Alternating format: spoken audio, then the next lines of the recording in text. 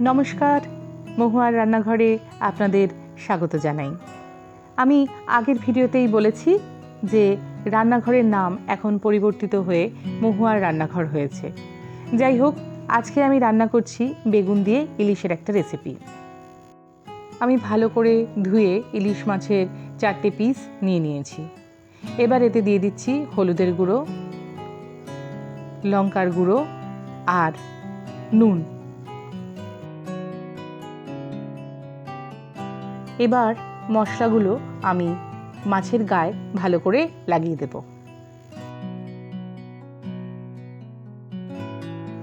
মশলা মাখিয়ে মাছটাকে আমি কিছুক্ষণের জন্য রেখে দেব ম্যারিনেশনে।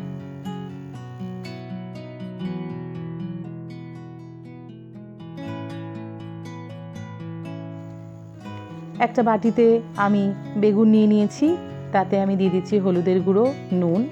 বেগুনটাও আমি নুন হলুদ মাখিয়ে নেব।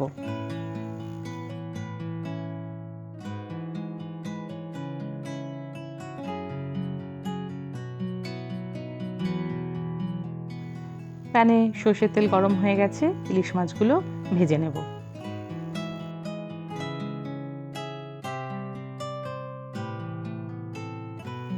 ইলিশ মাছের 2 পিঠ আমি লাল লাল করে ভেজে নেব। এ পিঠ ভাজা হয়ে গেছে, উল্টে দিচ্ছি।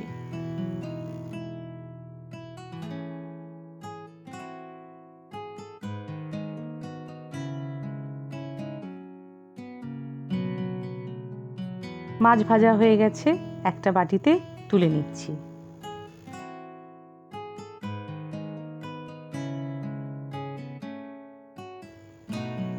এবার ওই তেলেই আমি বেগুন ভেজে নেব।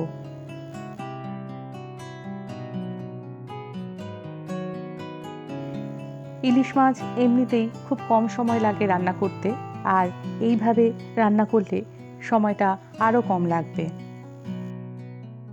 এই রান্নায় খুব বেশি মশলার ব্যবহার হয় না, ফলে তা স্বাস্থ্যকরও বটে। বেগুন ভাজা হয়ে গেছে, এবার আমি বেগুনগুলো তুলে নেব।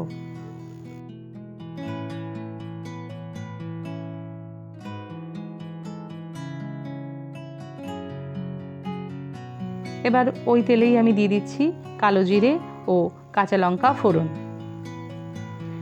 ফোড়নটা সামান্য সাঁতলে নিয়ে আমি এতে দিয়ে দেব হলুদের গুঁড়ো। হলুদের গুঁড়ো আমি ভেজে নেব তেলে।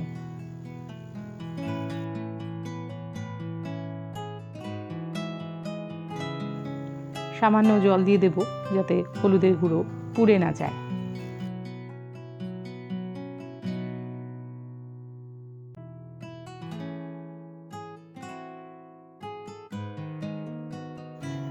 এবার এতে দিয়ে দেব লঙ্কার গুঁড়ো আর দিয়ে দেব কাশ্মীরি লঙ্কার গুঁড়ো।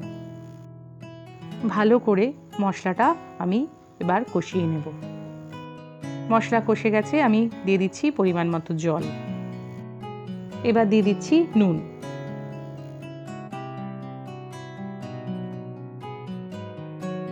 গ্যাসের ফ্লেমটা বাড়িয়ে এবার আমি ঝোলটা ফুটতে দেব।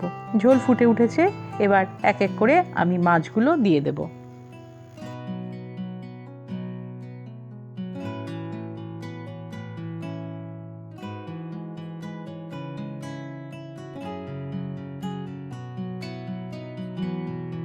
এবার দিয়ে দেব ভেজে রাখা বেগুন।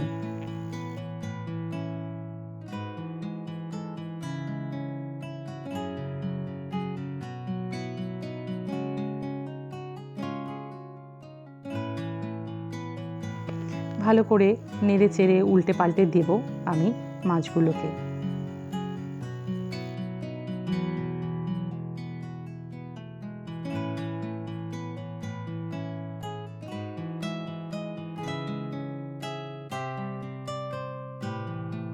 এবার কিছুক্ষণের জন্য ঢেকে দেব। 4-5 মিনিট পর আমি ঢাকনা সরিয়ে নিলাম। তৈরি হয়ে গেছে ইলিশ মাছের তেল বেগুন। এবার একটা বাটিতে আমি নামিয়ে নিচ্ছি। রেসিপিটা আপনাদের কেমন লাগলো আমাকে কমেন্টে অবশ্যই জানাবেন। আপনারা যারা এতক্ষণ ধরে পুরো ভিডিওটা দেখলেন তাদেরকে আমি অনেক ধন্যবাদ জানাই। আর আপনারা যারা প্রথমবার মহুয়ার রান্নাঘরে এসেছেন তাদেরকে আমি অনুরোধ করছি, যদি ভালো লাগে আবার আসবেন। আজ এই পর্যন্তই। কালকে আমি আবার আসবো নতুন একটা রেসিপি নিয়ে। আপনারা সুস্থ থাকবেন, ভালো থাকবেন আর মহুয়ার রান্নাঘরের সঙ্গে থাকবেন।